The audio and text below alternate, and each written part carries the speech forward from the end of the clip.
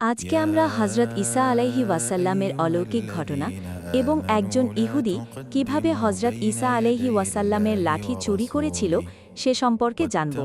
ভিডিওটি শেষ পর্যন্ত দেখবেন। নবীদের মধ্যে বিশেষ অলৌকিক ক্ষমতার অধিকারী ছিলেন হজরত ঈসা আলাইহিস সালাম। দিন প্রচারের জন্য লোকদেরকে তিনি সর্বাপেক্ষা অধিক এবং আশ্চর্যজনক মোজেজাসমূহ উপস্থাপন করেছেন। কিন্তু তা সত্ত্বেও জীবদ্দশায় মাত্র ১২ জন লোককেই তিনি উম্মত রূপে পেয়েছিলেন।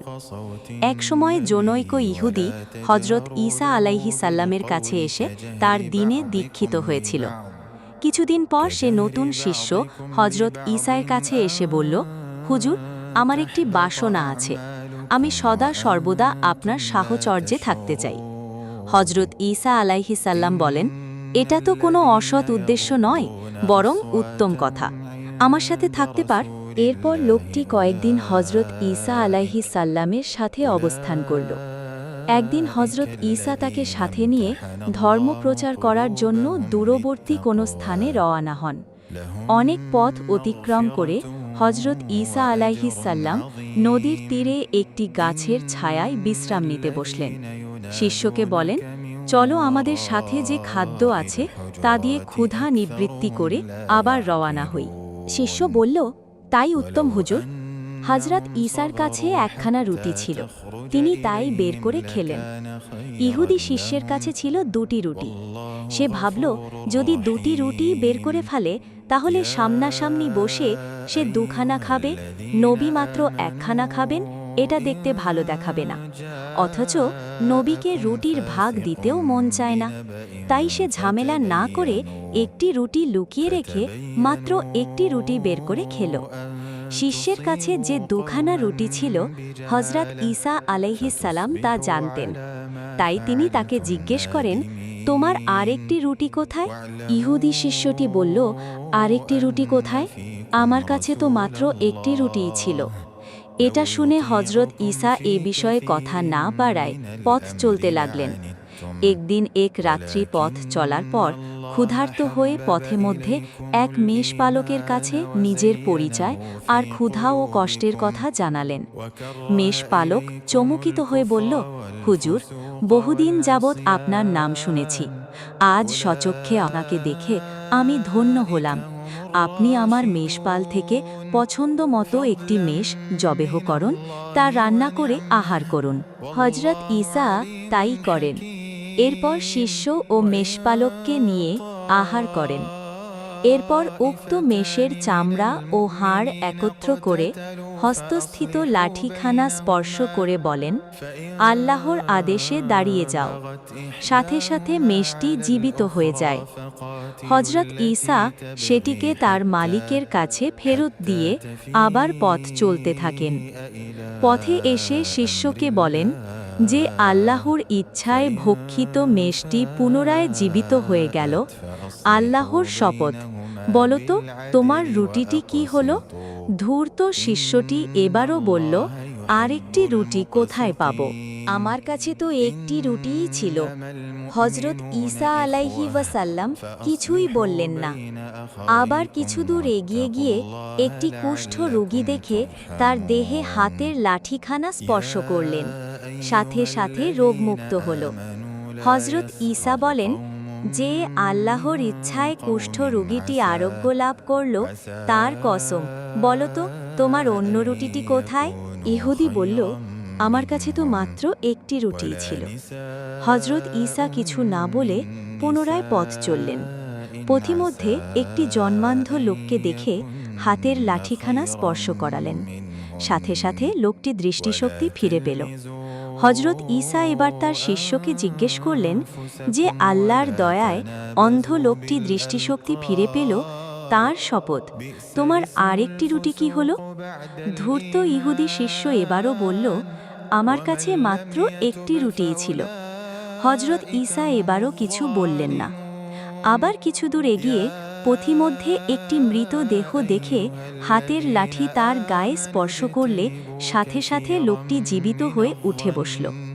হজরত ঈসা আলাইহিস সাল্লাম এবারও শিষ্যটিকে বলেন, যে আল্লাহর দয়ায় মৃত লোকটি জীবিত হল, এখন বল তোমার আরেকটি রুটি কি হল?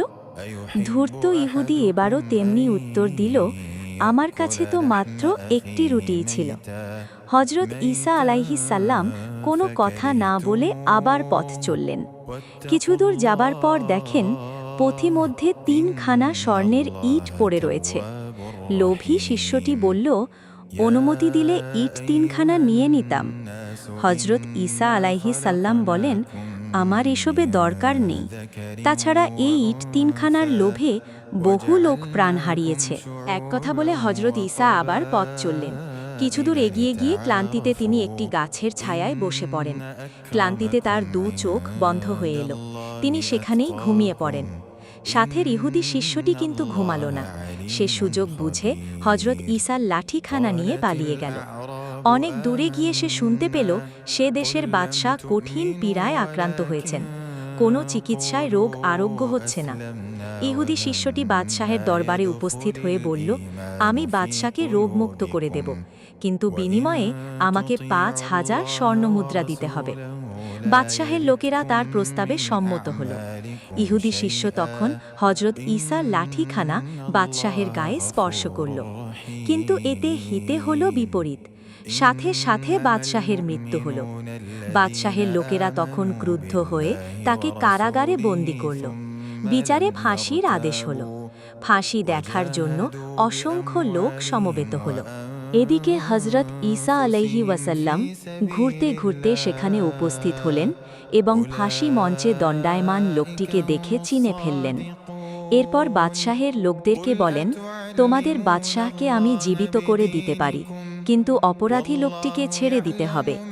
হজরত ঈসা আলাইহি ওয়াসাল্লামের লাঠিখানা তখন ইহুদি শিষ্যের হাতে ছিল। হজরত ঈসা লাঠিখানা নিয়ে মৃত বাদশাহের গায়ে স্পর্শ করলে সাথে সাথে বাদশাহ জীবিত হয়ে উঠল। হজরত ঈসা আলাইহি ওয়াসাল্লাম ইহুদি শিষ্যকে নিয়ে আবার রওনা হলেন। পথিমধ্যে জিজ্ঞেস করেন, যে আল্লাহর অসীম ইচ্ছায় তুমি ফাঁসি কাষ্ঠ থেকে রক্ষা পেয়েছ, সে আল্লাহর কসম, তুমি সত্য করে বলো তোমার আরেকটি রুটি কি হলো? পাপিষ্ঠ লোকটি তখনও বলল, আরেকটি রুটি কোথায় পাবো? আমার কাছে তো একটি রুটিই ছিল। শুনে ঈসা আলাইহি ওয়াসাল্লাম এবারও কিছু বললেন না। আবার পথ চলতে চলতে যে স্থানে স্বর্ণের ইট 3খানা পড়েছিল সেখানে এসে উপস্থিত হলেন। দেখতে পেলেন ইট 3খানা সেখানেই পড়ে রয়েছে, কিন্তু পাশে লোকের মৃতদেহ পড়ে রয়েছে। হজরত ঈসা হস্তস্থিত লাঠি দিয়ে মৃত লোকগুলোর গায়ে স্পর্শ করে জীবিত করে তোলেন। জিজ্ঞেস করেন, বলো তো তোমাদের কিরূপে মৃত্যু হয়েছিল? এদের মধ্যে একজন বলল, 3খানা ইট আমরা 4 জনে ভাগ করে নেয়ার জন্য সাব্যস্ত করেছিলাম। এরপর একজনকে কিছু খাদ্য কিনে আনার জন্য বাজারে পাঠিয়েছিলাম। সে চলে গেলে আমরা পরামর্শ করলাম আমাদের সঙ্গীটি ফিরে এলেই তাকে হত্যা করে আমরা 3খানা ইট নিয়ে যাব। এরপর লোকটি বাজার থেকে ফিরে এলেই আমরা তাকে হত্যা করলাম। অপরদিকে আমাদের সঙ্গী আমাদেরকে হত্যা করে একা ইট 3খানা নিয়ে যাবার জন্য খাদ্যের সাথে বিষ মিশিয়ে এনেছিল। এরপর সে খাদ্য খেয়ে আমরা 3 জন প্রাণ হারালাম। আপনার দয়ায় আমরা পুনরায় বেঁচে উঠেছি। এই স্বর্ণের ইটের আর প্রয়োজন আমাদের নেই। এরপর লোকগুলো বিদায় হয়ে গেল। হজরত ঈসা বলেন, ইট 3খানা এবার আমরা নেব, কিন্তু আমরা মানুষ মাত্র 2 জন। তাহলে আমাদের যার কাছে একটি রুটি ছিল সে 1খানা ইট নিবে, আর যার কাছে 2টি রুটি ছিল সে 2টি ইট নিবে।